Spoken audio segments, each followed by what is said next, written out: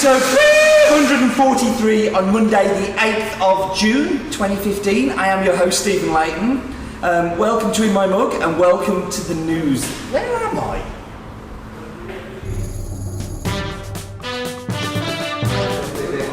I'm in Simonelli in Italy. So, as I said, I am not in the UK at the moment. I'm in Simonelli's factory in, where is it again? Belforte del Chiente, yeah? Which is outside Ancona, a long way outside Ancona, I found out from the drive this morning. But I'm here recording the In My Mug because I've done a really interesting focus on, which means I'm going to cut the news short. Apart from, there are loads of new coffees on the site that aren't going to be in my mug. So go take a look at the site, there are billions on there at the minute, you should really check them out.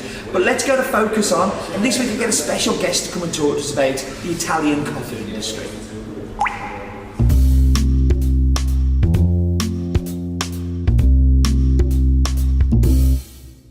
So welcome to this Tampa Tantrum Short. Now, would you like to introduce yourself to the lovely people at home? Sorry. No, it's okay. Tell the people at home who you are and your job title. My job title is I prefer to be AST, Authorized Sky Trader. Yeah. I'm barista at the beginning and now too. And I'm Sky Italia President. National coordinator, exactly. El Presidente. Two El Presidentes together is only the UK. Yeah, I know, so we are two presidents. Two presidents together, we have to have one president off. So, the reason I've got you on here was I wanted to talk a little bit about the Italian barista scene. So, what's happening in Italy, and how it's changing, because I think there's lots of changes happening with the barista culture in Italy. So, can you tell us a little bit about what's happening here? What kind of things are developing? I need to be a premise before, because the coffee in Italy, the tradition of coffee in Italy is rooted. Okay, rooted means it's very strong the old tradition of coffee.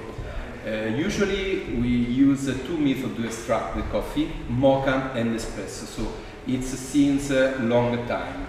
It's not easy to make a changement, okay? But we are working for that, like Sky Italia. So there are a lot of coffee shops open in this year, last 2 years. In Milan, Bergamo and Florence. Do you know Francesco Sanapo? Who doesn't know Sanapo? Yes, Sanapo. And there are other coffee shops around Italy to present more than 2 blends in their shops. So, but we have a lot of coffee shops. It's not easy meet these high quality coffee shops. So, we are working because we are more than 600 members of Sky Italia, okay? And a lot of companies, roasters company and manufacturing companies and baristas are using more high quality coffee. And they are using that in a proper way, okay? It's not, I want to repeat, it's not so easy changement for us. Yeah. Okay. So I mean, espresso in Italy isn't just a coffee drink, is it? It's a way of life. It's in the morning you have to have an espresso.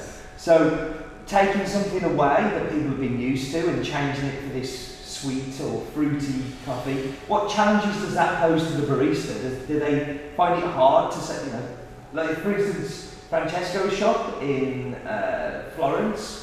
Does he get people going, that's not espresso? Is that something that's common? Yes, it's common for the usually customers, normal customers, because the normal customer, for us, the espresso is strong. The consumers say strong. Strong for us means high, medium, high body, yeah. Sugar brown flavor, just a little bit bitter in aftertaste. Okay, I wouldn't like to change this profile, this typical profile. I'd like to change the defects because a lot of roasters make the blend coffee with defects, and some baristas make roast the coffee, the espresso. Okay, because they don't clean the machine, don't clean the filter, portafilter, and more. So I'd like to taste our typical espresso in a proper way, without the defects. This for me, this is the way. This target in the medium term. Okay, for the Italian environmental of coffee. Okay, and usually the customers drink the same coffee in the morning, half day, after lunch and evening, because we like this profile. But the key could be different profile in different moment of the day. Okay, you said before, in the morning probably lighter, after lunch stronger, yes. Okay, more sugar brownie, less flour, and in the evening lighter again. Okay, and it could be a key for the changement. I don't think it's so different in the UK, but we take that defect part of roasting too dark, and sometimes it's about powerful flavours that are in the coffee, not necessarily put in the coffee by the roasting process. So I don't think we're so different, but what I have noticed in Italy is technique is much better. So people pull espressos correctly at the petrol station, at the corner shop, at the coffee bar. Why do you think that Italy is so much better at making espresso? Do you think it's just because tradition and how many you make? Yes, it's a tradition because we born in front of the coffee machine. My father, my grandfather, every fathers brought his children in a coffee bar. Okay, and probably it's easy to push a button, okay, and extract the coffee, but it's not so easy. You know, it's not so easy. Okay, but if you see a lot of time, for a long time, this way to prepare the coffee for us is usually to make a coffee like for you drink a beer or more. Okay, the coffee in Italy is more famous than pizza, pasta, and wine. Yeah. So for us, the coffee runs in our blood. Okay. So we are all the Italians are coffee makers. No more are baristas. So I had a coffee today at the petrol station at by the side of the road, and it wasn't horrible. Like, that's as good as I've got. It wasn't horrible. I drank it and went, that was okay. I've had much worse espressos in specialty coffee bars in London, so it was an eye opener to me. So, before we wrap up, talk to me a little bit about the barista competition as it happens here in Italy. What have you seen a change in the competition over the past 3-4 years? Because I certainly feel I've seen a change in the winners that have been coming to WBCs. So has there been a change in the barista and the way that they perform? I saw a changement because the champion is the same last year, because it's Giacomo Vanelli this year and last year. I know Giacomo. Okay, you know Giacomo too. You know more Italian champions probably. Well, I roasted for Giacomo. Yes. I drank your coffee when Giacomo was preparing the competition. Yeah. So, but the changement is last few years were Francesco Sanabo and Eddie Righi top level baristas in Italy and in the world probably, and other baristas very low in quality competition. Okay, but now we have probably 6-7 very good baristas, young barista, and with a lot of passion. Okay, the danger could be the top baristas becomes a trainer or showman. But if you have 6, 7, 8 good barista, probably you will have a good team for the competition, high quality team. So, like Sky Italia, we are doing an innovation, a calibration for judges. Okay, Right. we'd like to increase the number of judge in Italy, international judge, and in same time, if we grow like high quality judges, we increase like competitors quality. Yeah. Okay, so I'm probably I'm trusted to this innovation. I trust to this good team, these good guys, baristas. I think that's a key to every barista competition is the team behind the baristas as well. And I think SCA Italy are also providing a very important part to that team. So well done. And I mean, I've seen it personally, the improvement in some of the Italian baristas coming through to world competitions, and it's been exciting to see. So thank you very much for joining me. And yeah, that was amazing. Thank you. You're welcome.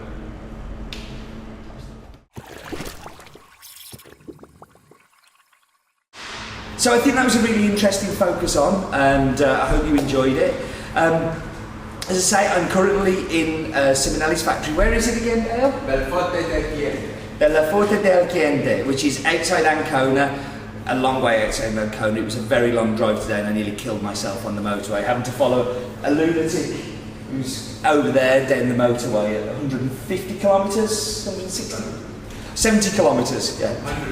170 kilometres down the motorway. On the wrong side of the road in a car that I don't, a Fiat 500, thank you Dale, a Fiat 500L, which means it's pointless. It's not a small car or a big car, it's a car.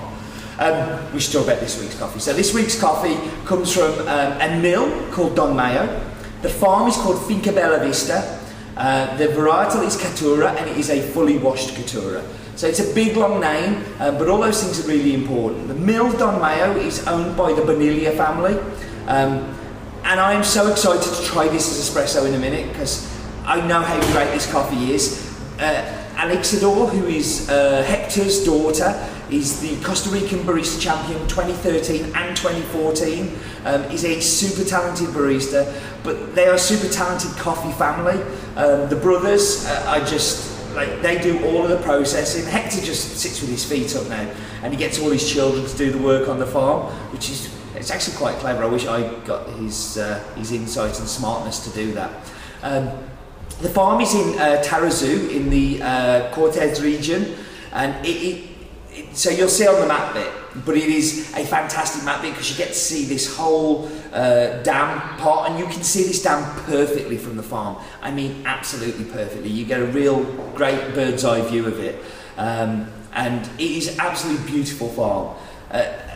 There are other farms that get delivered to that mill, so you'll see other Don Mayos coming on the site. Just remember, Don Mayo, the mill part, Bella Vista, the farm part, and they are important in Costa Rica. And this is mainly because of the,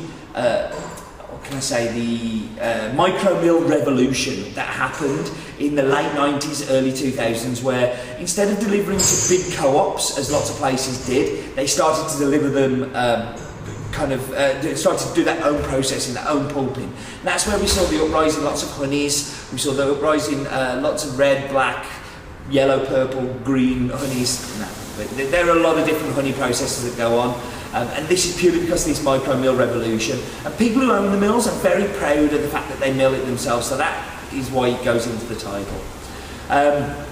Farm is around about 1800 metres above sea level, and it's just in the most perfect of locations. It really is. It gets great sun, but not too much. It gets great cloud to cool it down. In the mornings it's very cool, so it takes a long time to heat up, so the cherries never get too hot. And an absolutely beautiful microclimate that's going on there.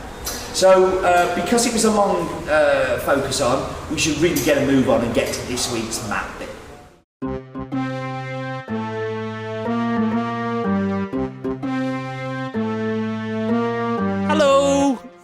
I'm always very happy, aren't I, when I'm waving you off up into the skies. Same clip over and over again, but don't tell anybody. So here we are, we're looking at good old Blighty and the good old Earth. Which way shall we go? I think we should go across the Atlantic and go to where we're going to be spending a lot of time, as I've said recently, Central America. And you can see the spine of coffees from the spine of mountains that are there. But we're interested in particular in that one there, Costa Rica. Costa Rica, where I was in January, enjoyed the trip very, very much. It's a very, very beautiful country, and it's very easy to get around as well. So the Costa Rican female president is called Laura Chinchilla.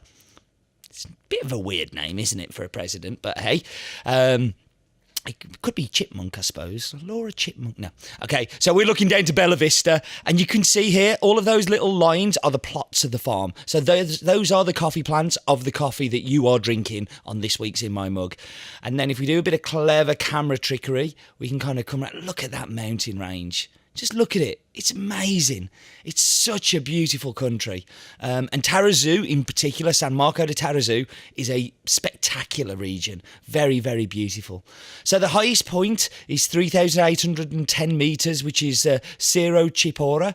And the lowest point, of course, is the ocean, because that's at sea level. So if you look there at the picture, that's a picture I took from my camera and a picture from the farm. That is just in the foreground of it, but you don't get to see the line so much. But it is just like, I've stood on that soil. That picture, I took the GPS coordinates for Bella Vista from them. And that hydroelectric dam I was talking about, if I can just make this click on by the power of magic, I can go, there we go. That's the dam there. And it's spectacular. It really is breathtaking. You can walk across that dam as well. And yeah, it's a memory that will stay with me for a long time, as will that trip. And that was an awesome map bit. Love the map bit, it's always my most exciting part. But we should go to the daft facts, and without Roland, who can possibly do the daft facts?